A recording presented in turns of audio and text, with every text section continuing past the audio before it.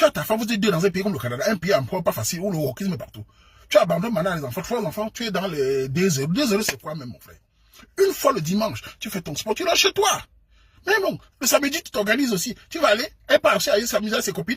Toi, tu avais les enfants, elle part s'amuser. Apprenez aussi à donner de l'espace à vos femmes, mal. C'est ta femme, c'est pas ta copine, c'est pas ta voisine, c'est la mère des enfants, c'est la maffe. Apprenez à la faire respirer. Une femme est très allée quand son mari dit, je prends les enfants aujourd'hui, va te promener, va faire ton shopping. C'est bien pour elle. Va aussi faire le fitness. Va aussi danser, enfin, les nouveaux copines là. Entre copines, il n'y a pas de souci. Mais si tu l'abandonnes, avec toutes les tentations que nous connaissons dans ces pays occidentaux où le wokisme partout, avec tous les copines qu'il a dit, oh, je suis bien, mon mari m'abandonne. Et elle va commencer à avoir les idées. Et ce n'est pas bien. Dans les hommes, je vous dis, occupez-vous de vos enfants. Nettoyez vos enfants. Faites la vaisselle même. Ce n'est pas un problème, ça. Il n'y a pas la honte de laver la vaisselle de ses enfants. C'est combien de plats?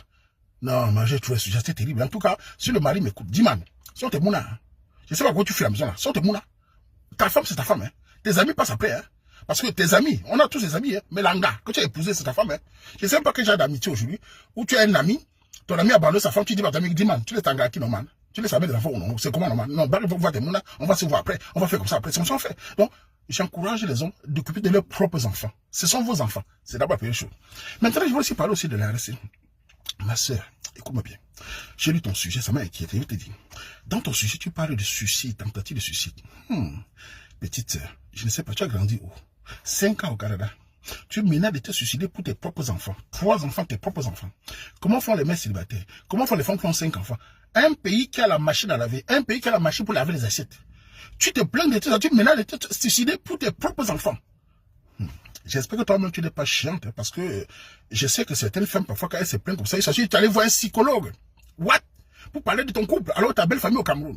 Tu as la famille, tu peux voir un psychologue, le psychologue te dit divorce, c'est leur travail. Surtout au Canada, on donne le divorce comme les arachides, c'est à Montréal, à Vancouver. Allez, divorcez.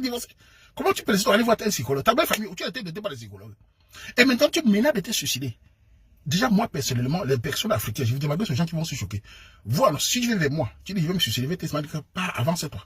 Je ne supporte pas les gens qui menacent, parce que c'est des gens très chiants. Une personne vit en Occident, elle a ses papiers. On a des gens en Libye, au Maroc, partout qui souffrent. Toi, tu es en Occident, tu as tes kaolos, tu menaces de te suicider. Si tu souffrais comme nous ici, là, tu allais faire comment? Une mère d'enfant se suicide pour ses propres enfants, tu es irresponsable. Qui va te donner le lait? Donc, pour ton propre couple, tu vas t'aimer. Pour faire du mal à qui? J'espère que si tu vas partir, pas seul, hein. Laisse tes enfants et ton mari, hein. Mais on n'est pas venu ici pour les vacances. Non. Oh, je suis allé voir un thérapeute. Et aussi une autre chose.